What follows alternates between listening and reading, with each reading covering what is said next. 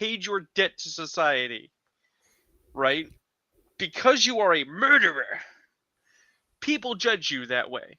It's not fair, it's not kind, but you can overcome it with good works and decent behavior, right? You could say it was a horrible time in my life, I did a horrible thing and I'm not happy about it, and be a Mm-hmm. citizen, right? But people should never forget you were a murderer, right? And this should apply to anybody that's a murderer, so Mm-hmm. we're talking about like OJ Simpson's past, but like people should remember what is it, Ted Kennedy and the suspicious context of a dead secretary in the Potomac, Well, it right? wasn't the Potomac, but yes. I'm just saying we shouldn't forget those sorts of things happen. But on the other hand, let's call it what it is. Mel Gibson gets ridiculously drunk, says some very impolitic, unfortunate things on a recording, which is extra dumb. It becomes a public debacle, right? He I'm not then saying we. stays I'm not quiet for a right. little bit, Right. then he I'm not builds his saying career back up. right. I'm not saying forget. I'm not saying forgive. But let the man work. He has a right to an existence, right? So what's very interesting is Charlie Sheen talked in his documentary about his problems with the American legal system.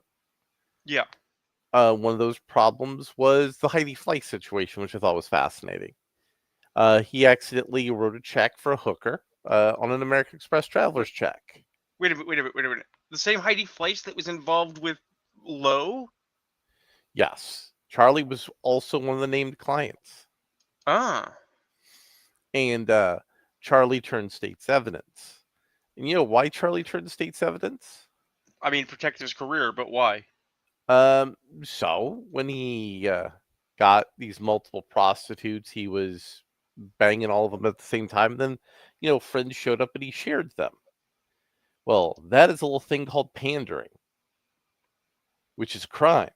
Not a oh you hired a prostitute crime, a serious crime. Okay, so I want to be very clear, just because I'm an ignorant and this is so it's a crime to be a pimp, Yes. but we go after the prostitutes and pimps get away with it. The fact that there are professional pimps in this country agitates the shit out of me. I mean, Okay, sometimes the pimps get gone after, but we don't go after the Johns. right. But if I'm a private citizen who hires a prostitute, which is a crime, should No, still no, go after the no, no, John. no, no, no. You're okay with one prostitute. But Right, if you get multiple prostitutes, 3 or more, right, and you share these prostitutes, that's a crime called pandering. right. Why is it a separate crime? It's just the same count of prostitution. You just hold everyone accountable for being involved with a prostitute. Well, because you're not being in the crimes that you're involved in are prostitutes, that you're distributing prostitutes to other people, which is a separate category of crime. Okay, we're gonna talk. I'm not talking about my personal kinks, which is of course means everyone's gonna assume we're talking about personal kinks. Mhm, But I want to be very clear. I am a man who enjoys my naughty time, right? mhm. And I have never been involved in this kind of party, but I'm trying to understand, because my brain says, well, wait a minute, what you're saying here is that if I am a private citizen and I say, hey guys, I'm gonna have some girls over, we're gonna have some fun, and everybody shows up and everyone's consenting and everyone's involved, right? That If you theo hired professional women, you've committed a crime. right, but here's the thing. When somebody says, well, who are the women you hired? It's like, I hired professional escorts and or professional strippers. And it's like, but then you had sex with them. It's like, yeah, but I didn't hire them to have sex. I hired them Now, to get naked. now What's the that's a problem? now that's a legal defense if you did something like that. Charlie hired the prostitutes for himself, and his buddies were there, like said, "Hey, can you share?" He's like, "Sure, why the fuck not?" Right, but here's the thing. That's what I'm getting at, is that Charlie has prostitutes. Right? Hmm. Hmm. That's bad already, and he should bad boy, and he should get into the neck for that. But it is also inappropriate for the friends to go, hey, can you share your crime with us? I mean, Why is it Charlie's fault that they said, give me some of your chick? now what Charlie didn't detail in the documentary, but was implied strongly, is Heidi Fleiss is Right. a madam based out of California, um, and it was strongly suggested that these prostitutes were being shipped to and from other states, Now which is that is a big boy crime. That's trafficking. yes. So I think Charlie didn't go into the full detail of how the feds had his balls in a vice Right. because there may still be some time on the clock for things. So he wanted to downplay that to what they agreed to in a plea bargain. Yeah.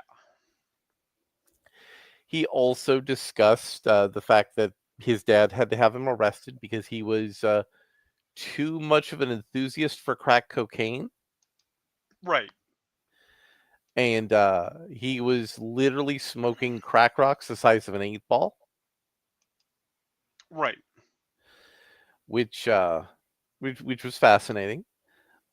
And I learned some deep Charlie Sheen lore that I didn't know. Like he and his dad, early in Michael Jordan's career, played 2-on-1 basketball with Michael Jordan, and they beat Michael Jordan 2-on-1, albeit it was kind of a shenaniganery contest, but it was interesting. So here's an interesting anecdote of the stupidest nature. My folks used to watch a lot of TV. Mhm. Whether you're actually watching or not is irrelevant. You put it on, you leave the white noise on, so there's something in the background. You do other things. This included the occasional Lifetime movie, and most of those are trash. Mhm. 90% of Lifetime movies are trash, but every so often you get a good one with somebody surprisingly famous, right? I have seen a Martin Sheen film about alcoholism, Mhm. a very special Lifetime movie about an alcoholic dad, his struggles with trying to keep his family while dealing with his problem. And as I was watching it, to this day, my brain says, "Oh, you did this as a part of a court-appointed thing. You Because you did a movie Martin to all make up because you did a thing once." yes, that was exactly what happened. Also, interestingly, Charlie Sheen talked about getting an intervention where Clint Eastwood told Wow. him, "Hey, bro, you're worth saving. You need to get your shit together. You need to get the train back on the tracks." And Clint Eastwood was the one who convinced him to go to rehab the first time. I mean, it's a weird thing to say, right? Mhm. I've always thought that interventions are bullshit. They Okay, can be. by and large. In fact, one of the best films I've ever seen about how self help and interventions are bullshit is a Saturday Night Live movie. Mhm. It's the one about what is it, Stewart? Yeah, Stuart Yeah, Smalley saves his family. yeah. Just because it's like, yeah, you had the intervention, didn't save anybody. Good job. Um, but the thing is that at the same time, being told by somebody, "Hey, you have value, I value you. I don't want to see something horrible happen to you," that can actually help people. And Especially when it's Clint Eastwood. it's Clint fucking Eastwood, who, as far as I know, I mean, I'm not an expert in Eastwood lore. Maybe Mhm. I'm wrong, but as far as I know, he's pretty straight arrow in Hollywood. Yeah, and he and Charlie actually did a movie together. Well, yeah, I know. I've seen it. The Rookie. Yep. Which is it's a hilarious film because like Clint Eastwood should not have been in that movie, but he did it anyway, and it has some great quotable lines. The reason I say he shouldn't have been in it is because uh Clint was way over the hill by that point for having his naked chest on screen. And yet we are led to believe that some hot psychotic Latino was licking his nipple. It's like, no. Look. Clint's into that. Right? You never saw Cry Macho, but part of that movie is he fell in love with a grandma in Mexico. So, but here's the thing. We're going to segue to something else. Also, hi guys, welcome to the Gospel of Comics. Maybe the others will show up. Who the fuck knows? um, this is pertinent to how cool Clint Eastwood is. Clint Eastwood was, as far as I know, was a really straight arrow kind of guy. Did not go in for all the drugs and parties, despite being surrounded by them. Right? You know what else Clint Eastwood, to the best of my knowledge, never did? Never whined like a bitch. That's correct. Here's why I mention it. So, the other day, I get a message on the Twitter feed on the BirdNet, from my friend DM Blackwall. He was just commenting on something. I didn't get a notification. Just DM Blackwall that said a thing. Okay, what did he say? Kevin Sorbo. That's right, Dylan Hunt, Hercules himself, who has done nothing but bitch and complain that Hollywood is so lefty and I can't work and make Christian movies in Hollywood. Right? Commented on a vote 51 to 49 over the Epstein list. Right? And DM Blackwall said, in my opinion, a frame job on Trump and others was added to the Epstein evidence during the Biden administration. It's really the only way I can make sense of the abrupt reversal. Anyway, guilty people would know ahead and not commit to a release at all. I said, and I posed that it's also useful political theater. People are still talking about yesterday's tragedy being Charlie. And so the political class will start shouting outrage and Mad Libs to distract us. And Blackwall agreed. So, we're just going to talk about all the things that are making us upset so we don't talk about Charlie. Right? Well, but the thing is that that's the thing. Again, narratives fall apart when you have people who prove the narrative wrong. Clint Eastwood, industry luminary for decades, still making movies to the best of my memory. Right? He every couple of years pops one out. Right. Has never complained about an inability to make film in Hollywood. Has never complained about not being able to find work. Right? Kevin Sorbo, damn near half his age, is like, I can't work in Hollywood.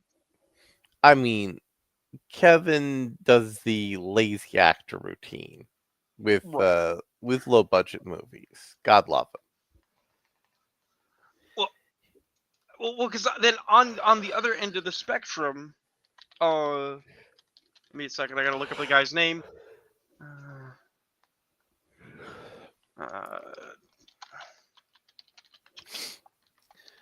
I saw a low budget movie that had the actor who played Ensign Harry Kim in it, the actor who played Tuvok in it, and Kevin Sorbo. Oh, really? Wow, what is that? It's based off of a fringe libertarian's novel. Okay. And these guys all took a paycheck. And Kevin Sorbo played the president of the United States, or like the head of the Federal Reserve Bank or something. I mean, ain't gonna fault that. That sounds like a thing he would do. And basically, Kevin Sorbo's entire scenes were filmed in his hotel room.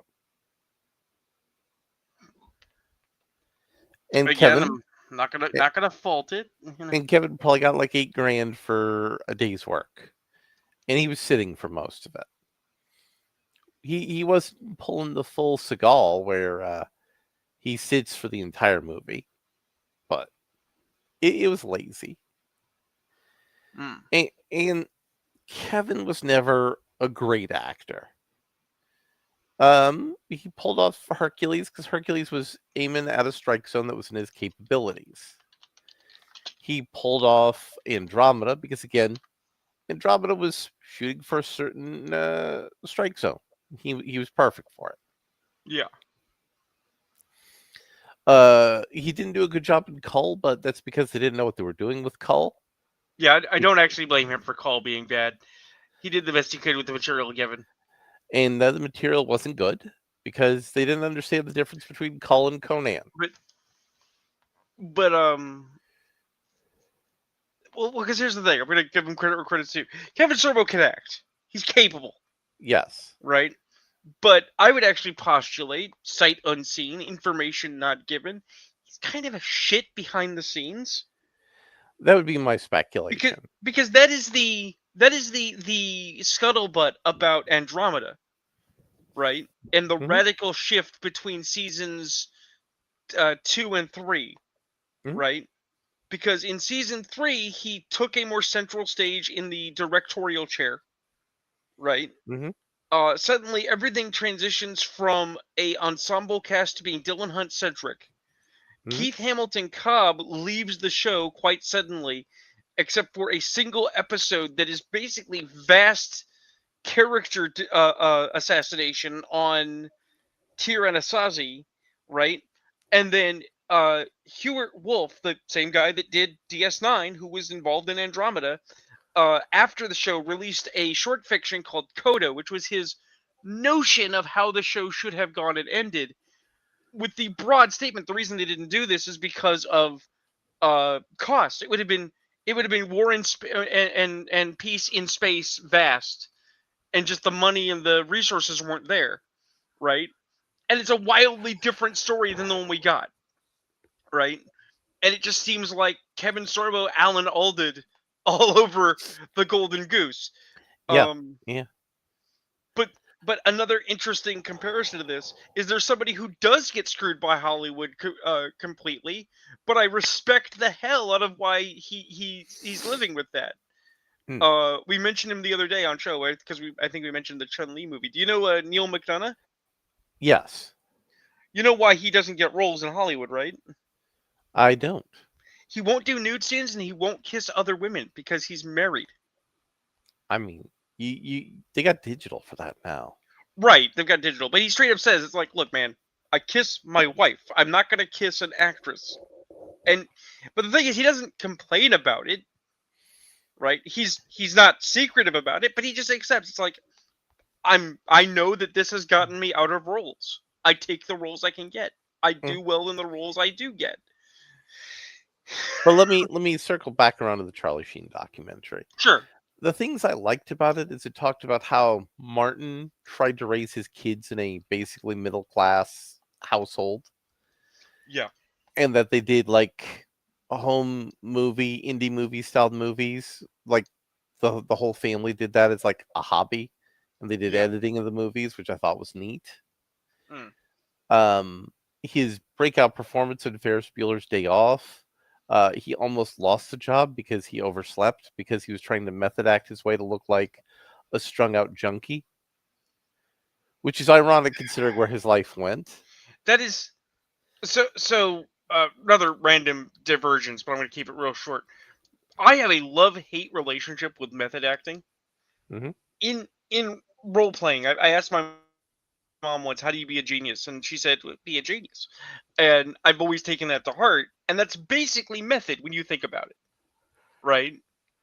Is the proposal of just role play the thing you claim you're role playing. Yeah. Um, and I respect people who can do method and are really good at it. Daniel Day Lewis is a fucking treasure, Mhm. right? But at the same time, method has become the go-to tool for a bunch of dipshits to just get like be rude on set and Mhm. awful Mhm. behind the scenes. It's like, why were you so weird? It's like I was method acting. It's like, no, you suck. That's the answer. Mhm. Mhm. Okay, I'm But not the saying ten but the I'm not tension saying between him and the actress who played Ferris Bueller's sister, which yeah, elevated that whole scene, was based on the fact that she was his friend. She vouched for him with Chris Columbus, and he almost fucked her on the whole deal. right. And that's the thing is I appreciate like human honesty about look, you don't understand how much of a fuck up I am in my daily life. It's like, oh, he's a human being. That's amazing. Oh yeah, oh yeah, that was a great thing in there, and also all the people, his ex-wives, his family members, his friends, his former coworkers, they all loved him as a person, but they all Right. hated being around him when his mental illness and drug addiction was cycling up. Yeah. Except for the guy who was his drug dealer slash, hey, do you want to go on a 15-day cocaine bender? Oh, that guy loved Friend. him, I'm sure. Oh yeah, no. Charlie Sheen would just pay him like 20 grand to hang out and do drugs with him.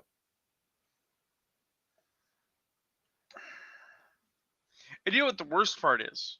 As we're talking about this and these very meaningful things, is obviously people should not endorse this kind of behavior. It's not good for you, right? But we still kind of do. Well, that's actually something Sean Penn talked about in one very fascinating scene. He talked about how cocaine makes you want to be very randy sexually, but it also has a Right. tendency for 9 people out of 10 to have sexual dysfunction. But Right. the 10th person out of 10, it turns out, was Charlie Sheen. So he never had cocaine dick, Yeah. which was, again, just this wildly humanizing element of the whole story. It was really Well, great, the documentary. It very much humanized him as a person, but was also very honest. well, what I was getting at, of all things, stupidest thing, but it is indeed the reference, is we've all seen Rick and Morty. We've tried to Mhm, watch various elements of it. There's that episode where they get the alternate reality headsets and mhm. they're checking out their other lives, and Jerry Smith gets obsessed with a version of himself that is a famous movie star in Hollywood. And they explicitly go out. There's like, what do famous people in Hollywood do? Well, they get famous and they have cocaine parties with Johnny Depp, right? Well, that's the other funny part about this. Charlie Sheen's cocaine parties, they started with Nicolas Cage. Right. But what I'm getting at is that this is a public secret that should not be encouraged. We should actually go look at people and go, hey man, you don't have to do that. I mean, Charlie talked about all the times he almost went to jail, the time he went to jail, the time he went to court mandated rehab. So, I mean, he did dictate how, this wasn't really good. These things were bad, and bad things happened. I'm gonna use an even more uh outrageous example. It's like Corey Feldman. Mm, mm, Corey mm. Feldman makes no secrets about the potential, the accused horror of his youth. And we all go, oh my God, right? But the thing is that he also has nothing more to say about it than these things happened and they were horrible. So it becomes intrinsically more difficult to be empathetic, not because you don't want to be, but just because it's like, I've heard about this, man. Why aren't people doing something about this? Right? And Well, I what I'm mean, getting at is everyone knows drugs are a public secret in Hollywood. Everyone mm, knows the drugs mm, happen, but nobody's actually exerting any effort on any level to stop the drug parties. right. So, so how can we judge Charlie Sheen negatively for being like, I went to where the drugs happened? I happened to absorb some of the drugs. Even if I stop cold turkey, somebody else will find the drugs tomorrow. They keep happening. Well, I mean, the thing is, he didn't go to where the drugs were. He made where he was where the drugs were. Right, he invited the drugs in the house. He also, one of his ex-wives was on the show in the documentary. She was crying. She was very emotional about the destruction of their marriage, and Right.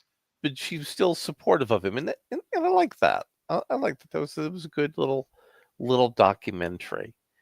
And we've alluded to the public incident. We're not going to go into too many details about that, but we're going to go into a comics relevant detail that some morbidly obese trans person was given a Red Hood book, and she said, "Man, I'm so happy that he's dead." And then DC Yeah. Comics didn't say anything, and then their parent company's like, Well, "What the fuck is wrong with you?" well, let's put a fine point on it so that people aren't confused because you and I had that conversation before we went live. Hi, we're not going to talk about Charlie. I don't mean Charlie Sheen. I mean Charlie Kirk. The reason we're not going to talk about it is because one, hi, the gospel sometimes has feelings. Church, who's not present, is a dad. He has children. And Uh, the idea of a dad being assassinated in front of his child yeah, certainly is emotionally negative to him. yeah. Our thoughts and prayers, hearts and feelings, all of our hopes and whatnot are with the family, and we want good things for them, and we hope that they, if literally we would give them an egg in this trying time. and mean it. But with that in mind, hi, we're not jumping on the train. You can't make us. We're not gonna have a ghoulish parade of political commentaries about Charlie Kirk's passing. Go somewhere else for that. Get fucked. But we will certainly talk about other people doing stupid shit, which brings us back to person at DC lionizing his passing, lost out on a job writing the Red Hood. Mhm. Which is hilarious to me, and deserved. Not even because of who it was or why, but just because less than 24 hours, man. Couldn't even give them a week of grief before they started Mhm. screaming at the highest possible volume. um, and you represent the company. You work for the company at that point. You really shouldn't do that. Right. The company that hired her was okay with it, but their owner wasn't. Right. Because Warner Brothers is in the midst of a merger with Paramount. It's extra funny too because many people might not know this, but some people might. But this person got fired. But you know who's not getting fired? Uh, uh, is it Tom Snyder who works for DC? Uh, Because Zack Snyder does the movies. well, Tom King isn't getting fired, and they Is it? were wanting Tom Yeah, King to but be fired I'm not because talking about Tom King. I'm talking about Scott maybe it's Snyder, Scott Snyder. Yeah, another yeah. person with no talent. He's yes. Here's the thing. I follow him on the BirdNet. I don't talk to him. I try to be polite, but I'm gonna call it like it is. I know that some of my friends will not enjoy this. I fucking loathe Absolute Batman. All right. I Mhm. loathe the metal event. I loathe the joke, the bat that laughs. I loathe all of this trash that is being foisted in our direction from DC under his watch with this garbage tier art. Okay. And the big claim to fame is that Bane Bat, because this is a Batman that Bane captured, tortured, experimented on, and gave superpowers before losing, so it's not a good Batman, is going to fight the Klan. And while I am perfectly down with a superhero fighting the Klan, right? You want to do some classic, we're going to fight some bad guys you can love to hate kind of thing? Yeah, no, totally. Give me Superman beating up Klansmen. I'm okay with it. At the same time, the cover, if you have not seen, is Batman looking troubled and beaten in his fat rage suit because he's a fucking brick, right? And it's just a fucking army of Klansmen all the way back, looking like a Simpsons riot mob with literal torches and pitchforks, wearing hoods, and it is just the most garish, dumbest shit. Remember, this is one of those times in which I use the word pornographic. That Right. that you sometimes have umbrage with my use of it, but in this case, I don't think you would disagree with me that this is No, pornographic. no, because here's the thing: if it was Batman crashing in through a skylight and landing kneecap first on a Klansman who looks horrified, I'd be like, "Yeah, get him!" Right? But this is just, hey guys, do you want to watch Batman murder Klansmen for 40 minutes or for 40 pages? It's like, no, I guess. Why? And we know why. It's because punch a Nazi is a popular lefty talking point. Nazi and Klansman are synonymous. So Mhm. they're gonna so they're gonna have a book where Batman just punches the Klan for 40 pages, all those evil white men. But then on the other hand, you have this person from the Red Hood attacked a public event, and so their book got canceled, right? But then what was that book about? Well, I actually know what that book was about, which was going to be about evil cops and the Red Hood shooting cops. Or rather, the villain the Red Hood is dealing with causing cops to both murder people and then commit suicide. Because I did in fact read the preview. Mhm. Mhm. Which is why I read something way better last night.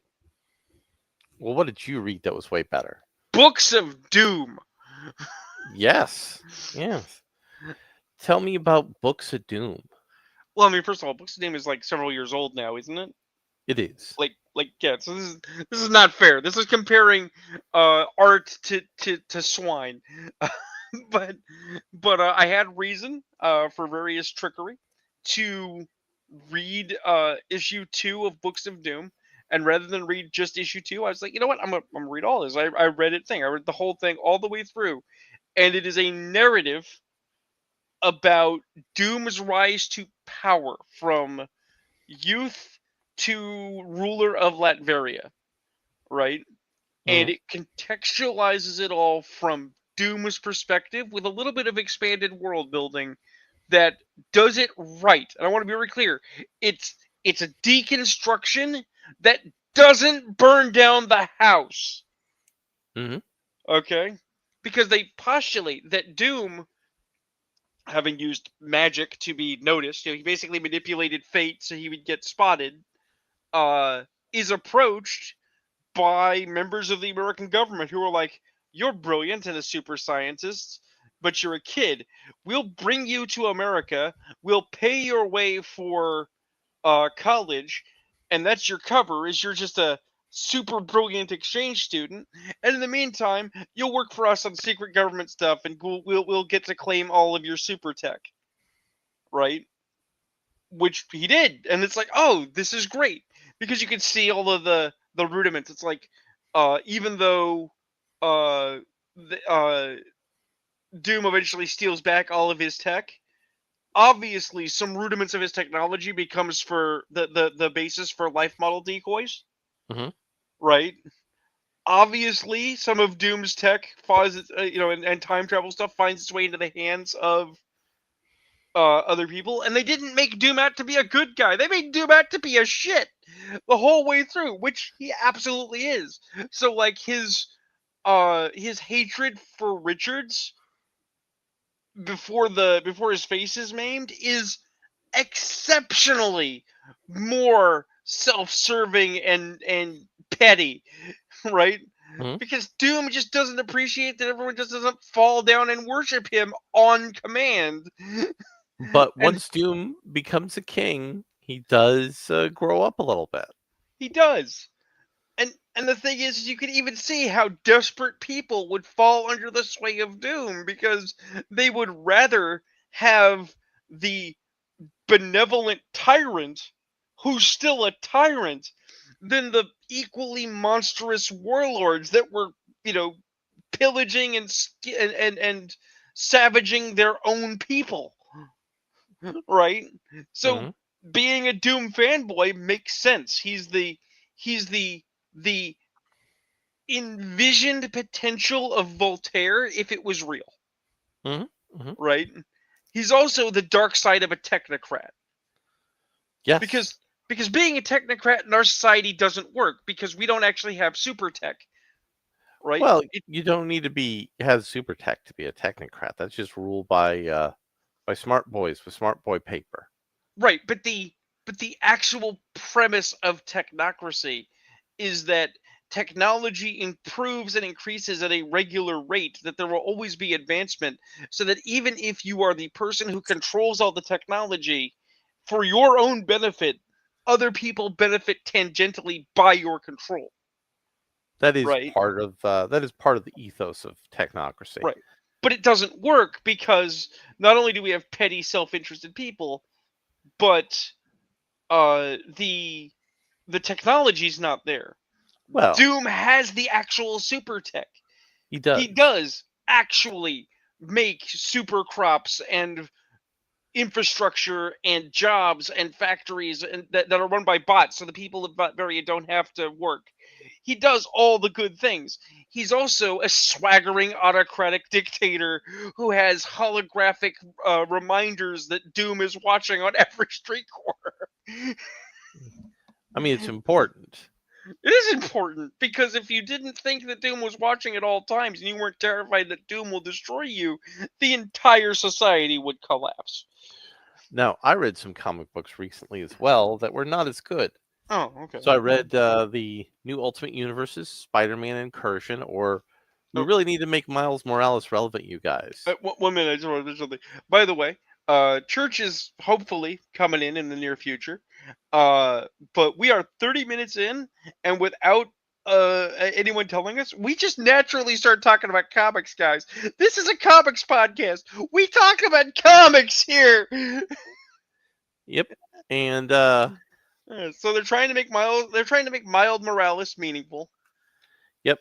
And so they have Miles Morales 3-on-1 Ilyana Rasputin. And Miles with help beats her. Okay. Okay, I want to be clear that it is in fact a super fight, because when you say Miles Morales 3-on-1 Ilyana Rasputin, my brain immediately goes to a certain.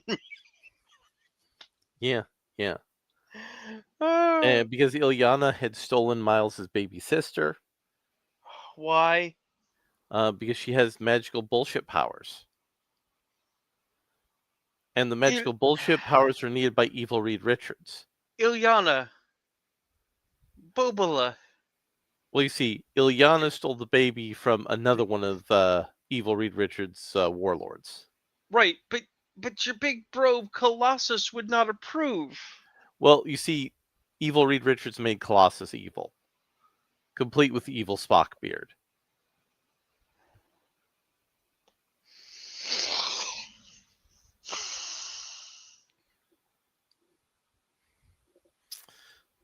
Is this is not Bendis, this is Hickman, right?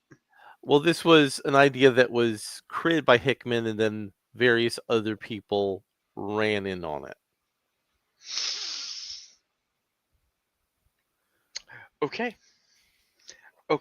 I want to throw out some hot facts for people. The Council of Reeds is a dumb idea. It was never good. The Council of Ricks, though funny as a reference, is not good. The Council of Kangs, the Council of whatever the fuck else they're doing, these are not good ideas. The idea of a Spider-Verse is not good.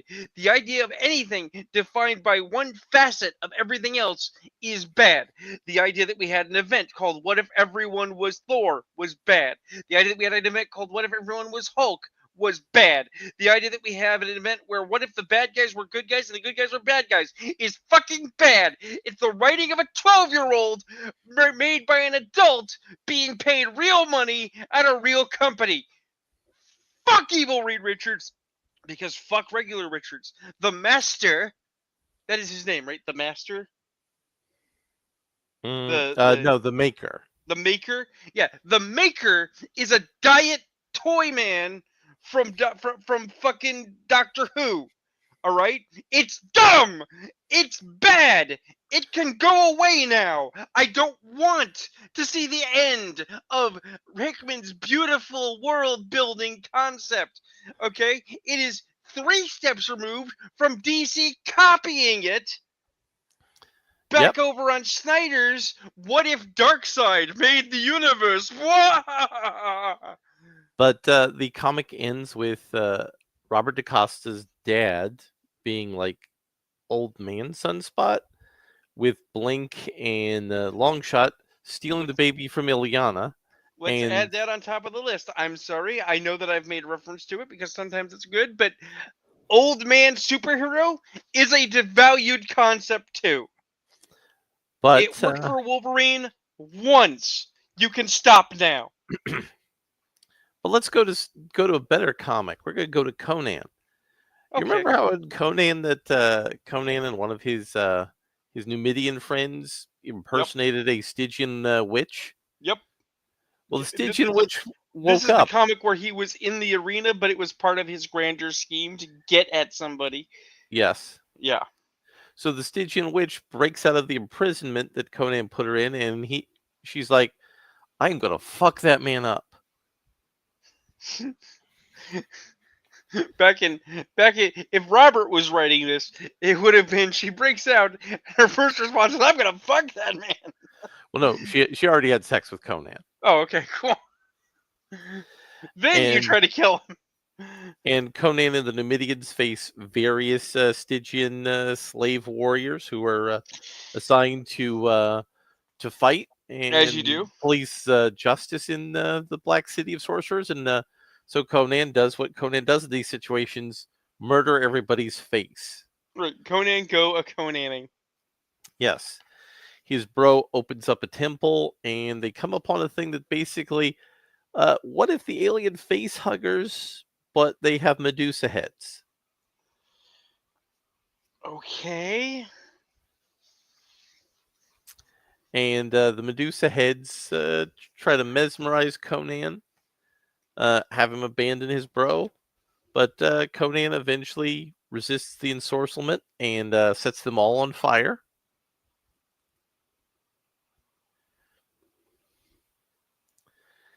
And Conan remembers his friend who he had brought along with him into this whole journey to be his cohort, a nice blonde, who is still ensorcelled by the bad guys, and she takes a jump off a window ledge. Oh no. So Conan is going to go look for that Stygian sorceress and murder the fuck out of her. I mean, as you do.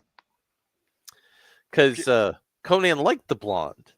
Right. And Conan has a stated history of, if you do something mean to the girl I am currently stooping, there will be antagonism. Yep. And so Conan gets on a red cloak, and he plans to go and murder him. So after 2 years, the Titan Comics Conan still does what it set out to do, giving you the essentially Elsbreg to Camp Conan vibe, and it's a good time. Yeah. It's solidly DeCamp Conan, because I actually think, as a personal opinion, that when they try to include the eldritch elements, the weird elements, unlike the Dark Horse run, which did it very flavorsome, I think they actually overstepped the mark a bit. Mm-hmm. The idea of people being forced to wear masks, basically a facehugger, that controls them, potentially at the behest of an evil sorcerer, solid. The idea that, okay, what if facehuggers but Medusa heads, is like, to me at least. I'm sure maybe in reading it looks a lot cooler. It does.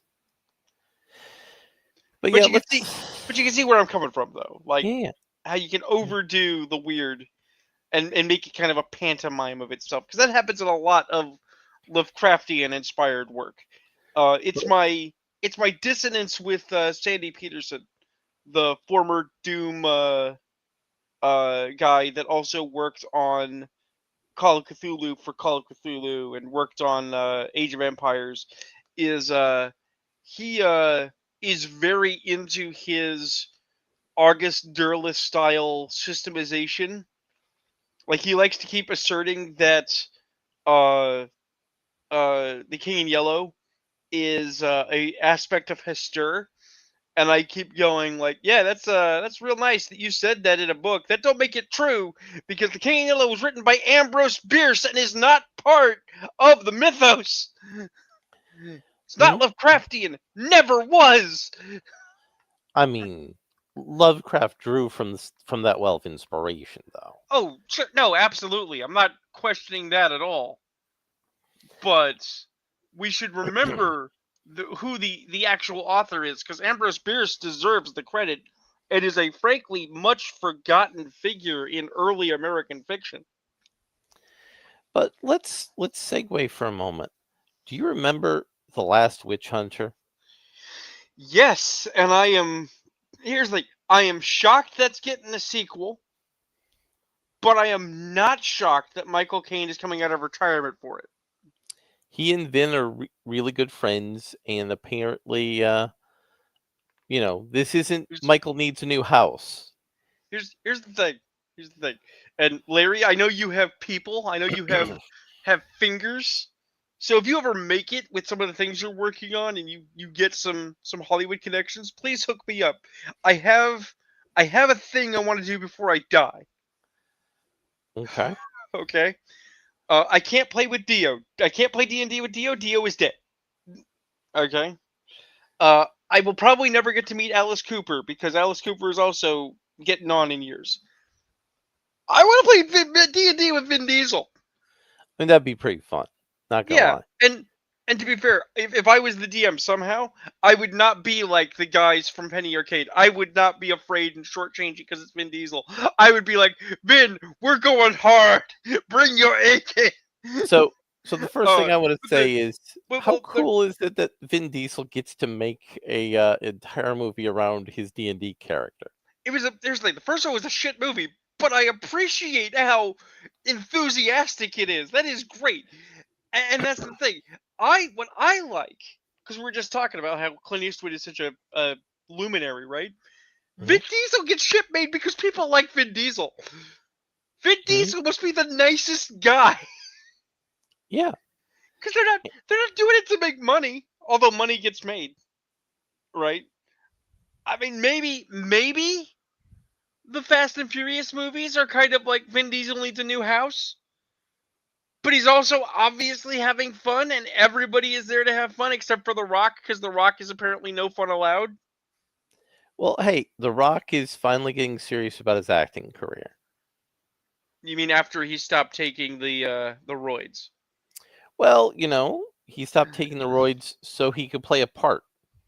Right, but he's also thinned out pronouncedly, and he looks like he's 80 years old. Well, that's the fun part about that. He's playing a 70-year-old man. Is he not also in his 60s and or 70s? So He's in his upper 50s. right, so he looks like the part that he is portraying. Uh, Yeah.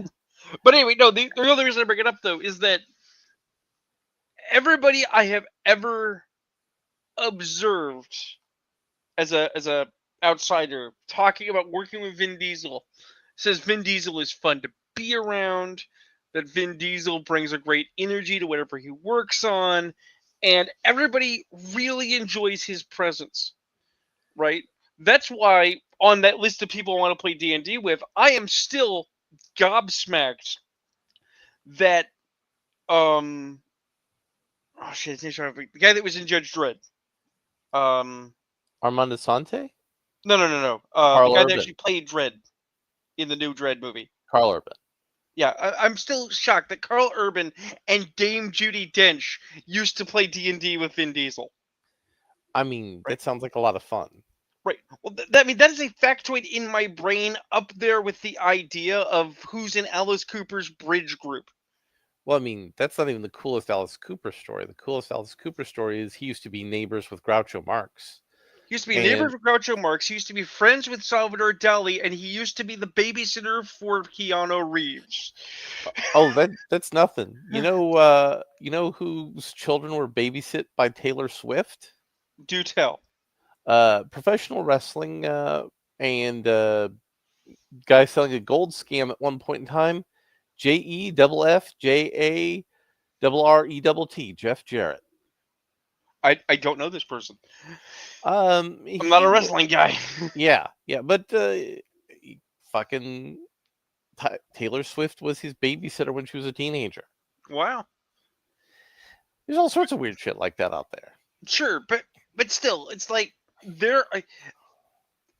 I guess tonight's show is about narratives and how freaking flimsy they are. Because the thing is like right now, there's a bunch of articles talking about how Chris Pratt is the new model for the new leading man of Hollywood, right? And a bunch of back and forth bullshit about that. And Chris Pratt is a nice guy with a nice family who goes to church on Sunday, right? That is his great rebellion. Is he's like, I don't talk a bunch of shit and I go to church on Sunday. What do you want, right? But he's not the only one. It never has been. There have always been nice people in Hollywood who make it because they have this ineffable thing called talent. Well, let me pivot for a moment. You know what is a right-wing movie that most people don't see as a right-wing movie, but all the people in Hollywood see as a right-wing movie? Do tell. Kingsman. Yeah, sure. Who was the villain of Kingsman? It was a tech billionaire who was wanting to make sure all the elites survived a global environmental catastrophe by killing all the normal people. Yeah. Who is our protagonist? A working class young man who's doing all the right things to get ahead, who is guided and molded by a British aristocrat. Okay. And of course, all the rich elites get fucked. It's, an anti-authoritarian right-wing spy movie in the way it was constructed. Here's the thing. Here's the thing. I'm not going to say you're wrong. Okay? That's not what we're talking about. But is it, though? Is it, or is that what people have projected onto it by the nature of its material? Because here's the thing. Let's take a step back.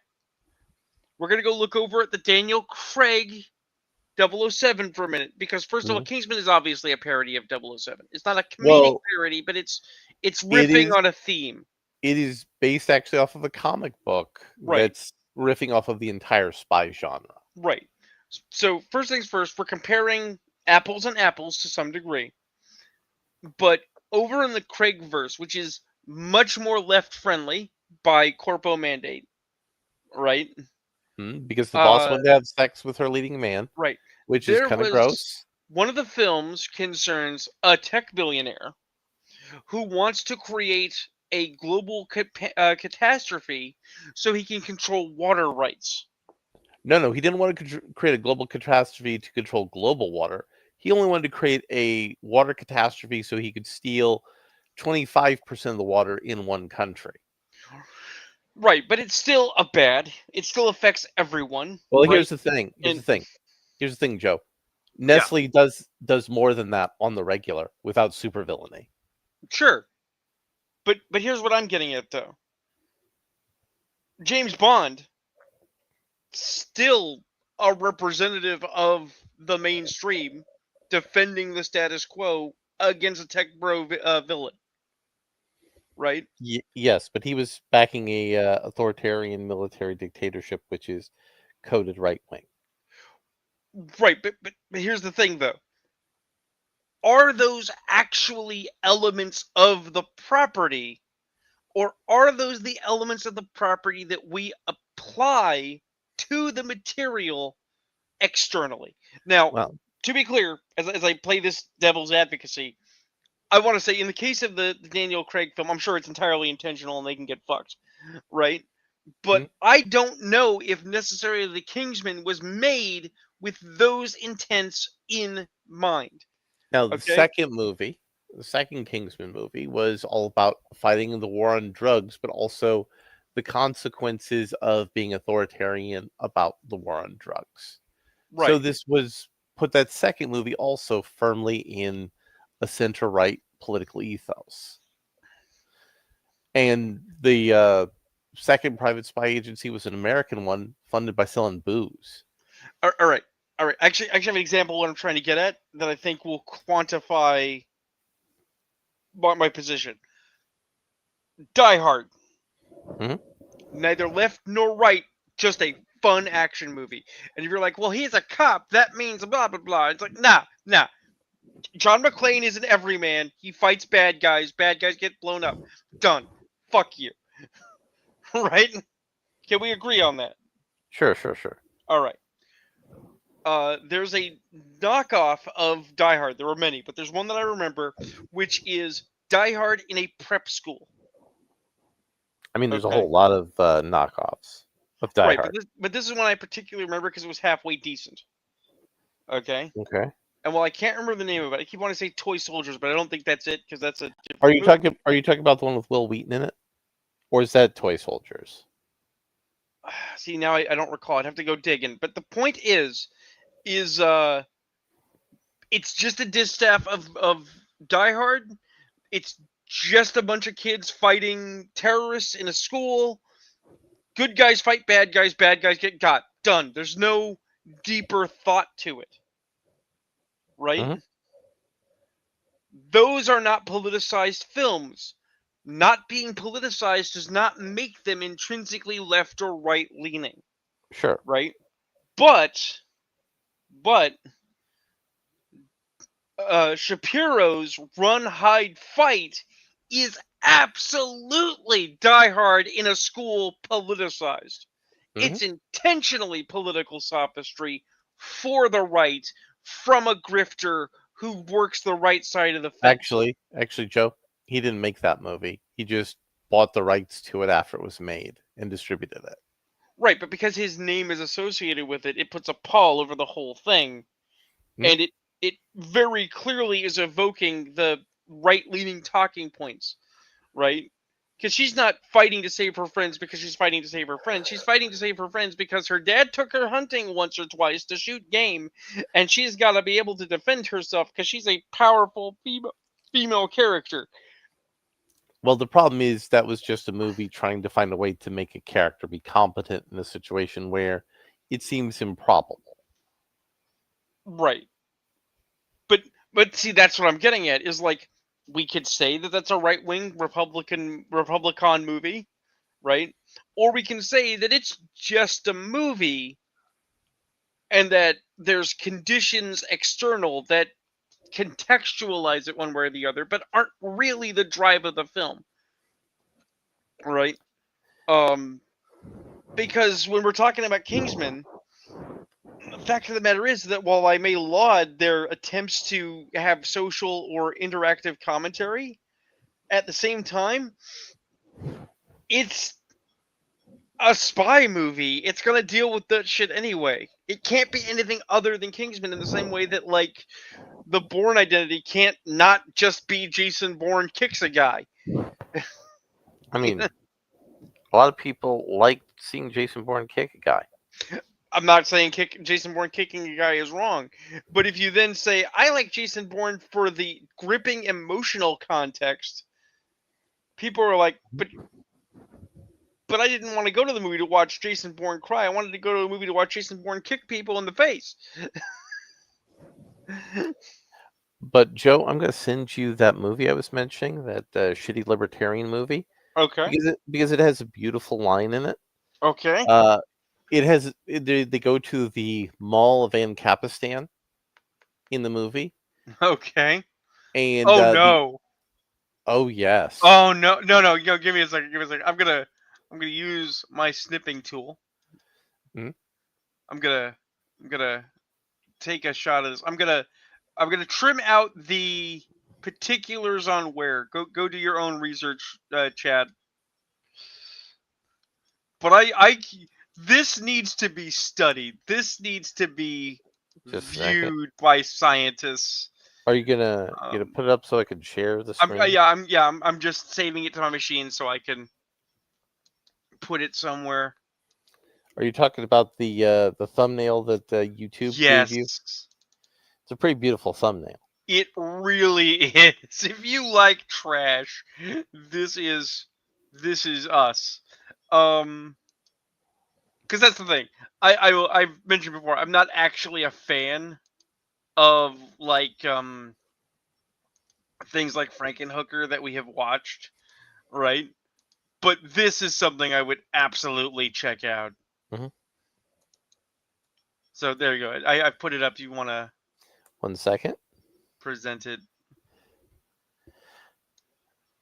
Yep, Right. yep. Just look at that.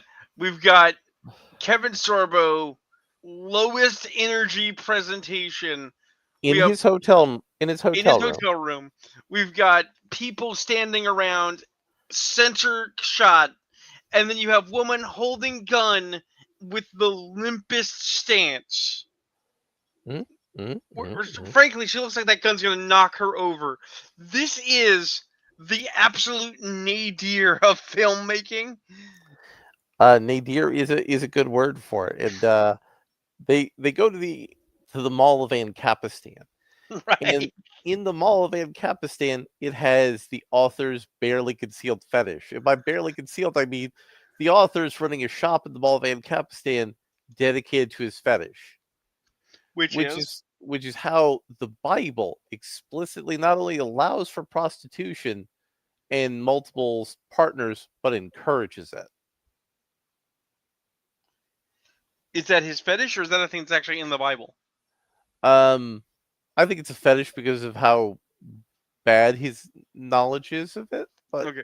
Well, the reason I had to ask is because people need to keep in mind when we're talking about religious history that part of the reason that the Christian church was so very successful in the early days was because they were running prostitutes. I mean, yeah, prostitutes has been a very successful business. And we literally get to pull out, as was the style at the time, 1 second. because it's not the style of the time now. I have to type a message on Twitter.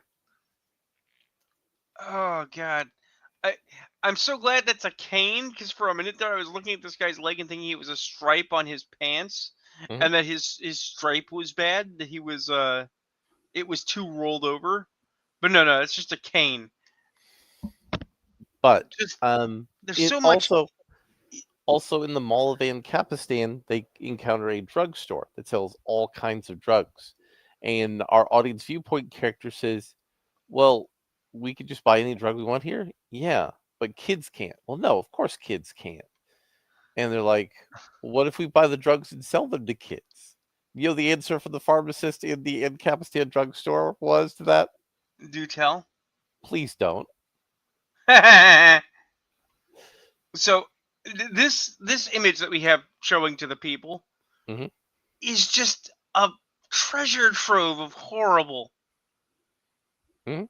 Okay, so just you lean in. So we have the door behind this one guy, right? Mhm. What is this next thing next to him? Is that a curtain? Is that another door? What is Just that? a second.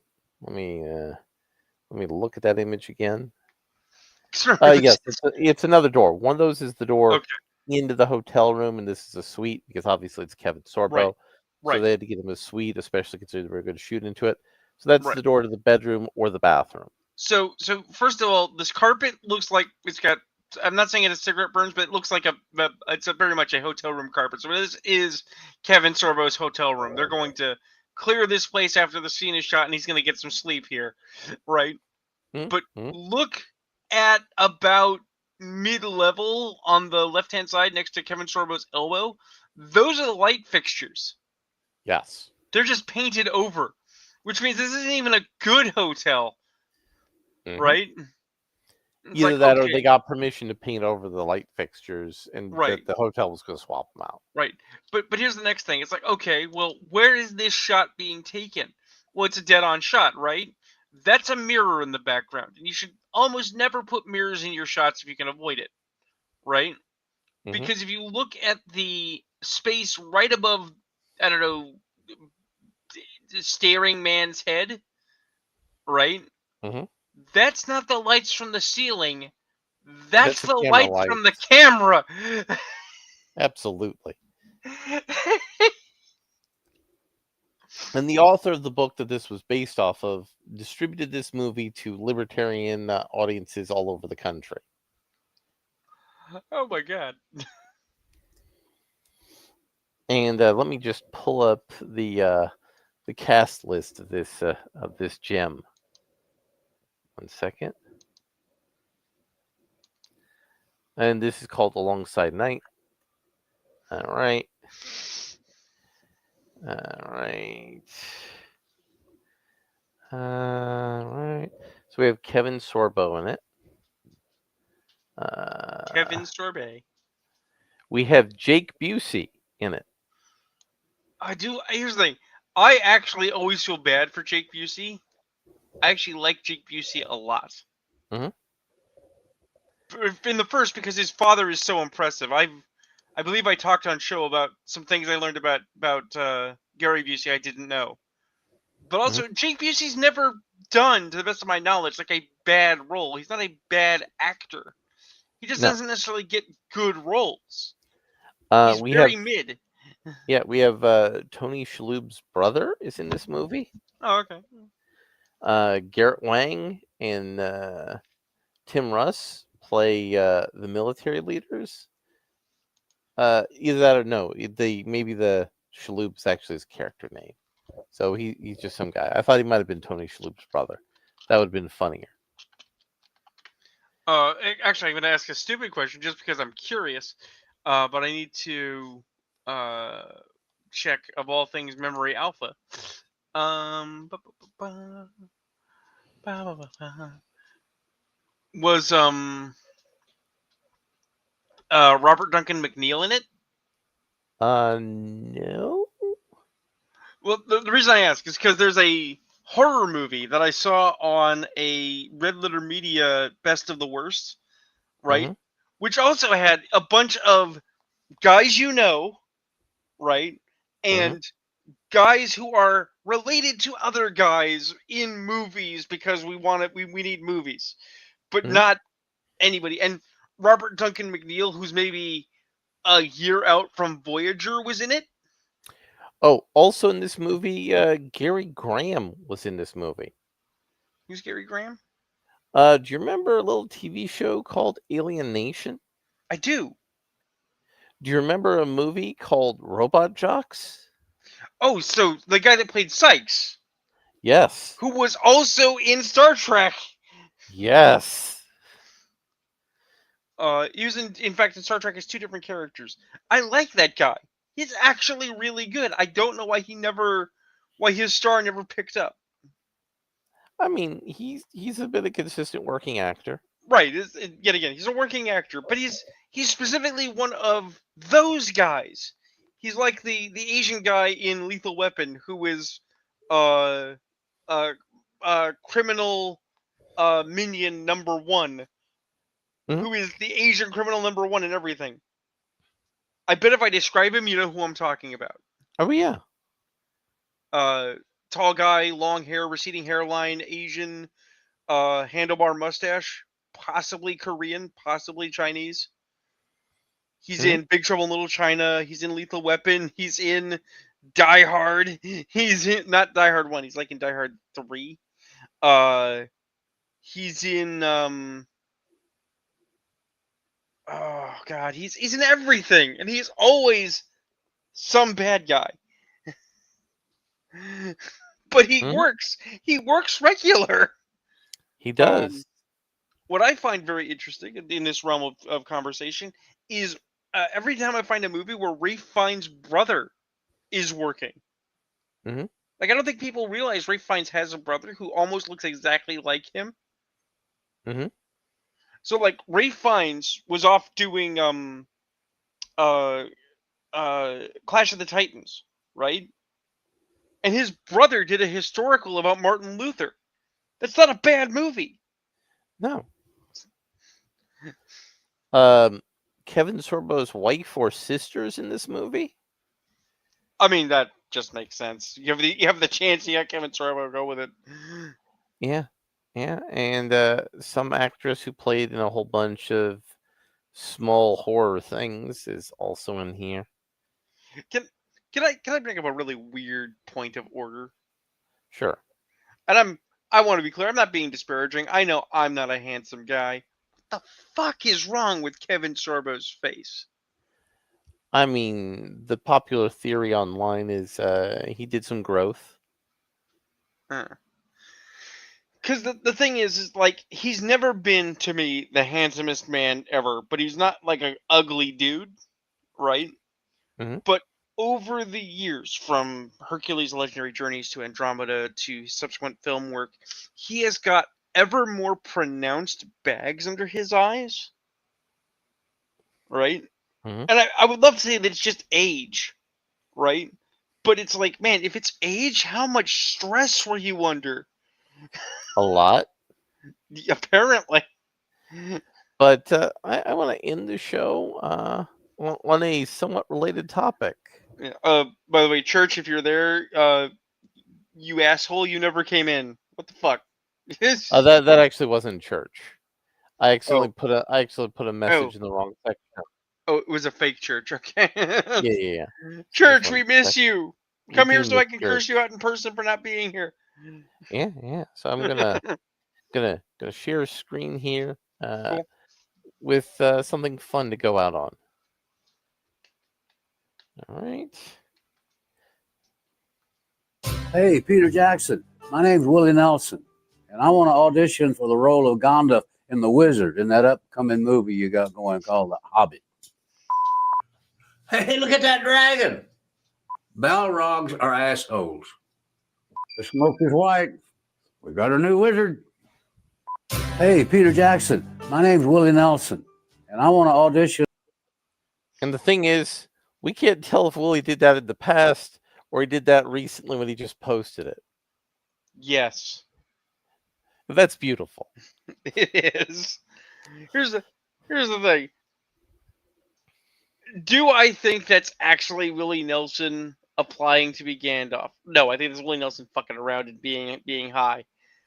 Do I think that when The Hobbit and or Lord of the Rings was being made, that Willie Nelson might have thrown his name in the hat because he is actually a Lord of the Rings fan? I could absolutely see Willie Nelson being like, And I mean, don't forget the power of Willie Nelson's marijuana use. sure. You heard the Snoop Dogg story, right? That Willie Nelson smoked Snoop Dogg under the table? Yeah, and they were playing dominoes in his tour van, and Snoop's like going, "These old ass motherfuckers is smoking me at the table. God damn." No, you want an interesting Lord of the Rings bit to end on. Nothing important. It's just a really weird thing. So last night I'm puttering around and I'm doing game stuff and post game stuff, and I'm listening to music, and it's going through metal because of course I'm going through metal. It's me, right? And all of a sudden, out of nowhere, because it's on random, I don't know what YouTube's gonna pull up. I hear the sibilant tones of Christopher Lee as I am immediately pulled out of what I am doing to listen to his album Charlemagne, which is a really good metal album. It is a really good metal album, and I don't think enough people remember that Christopher Lee did metal. And on that note, good night, everybody. Good night, everybody. All right.